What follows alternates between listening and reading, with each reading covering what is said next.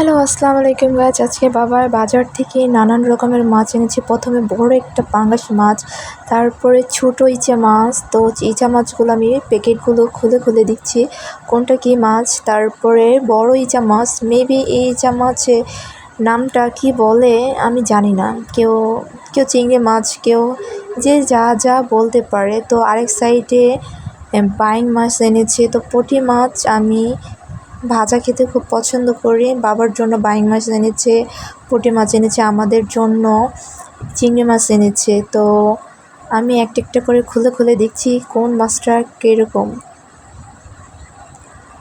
তো সবাই আশা করি ভালো থাকবেন, আমার পেজে সাবস্ক্রাইব করবেন, লাইক শেয়ার সাবস্ক্রাইব করবেন। তো আমার পেজটাকে সবাই ফলো করে দিবেন। তো আপনাদের সাথে অনেক কিছুই শেয়ার করলাম। তো নেক্সট নতুন কোনো ভিডিওর জন্য অপেক্ষায় থাকুন। সবাই ভালো থাকুন।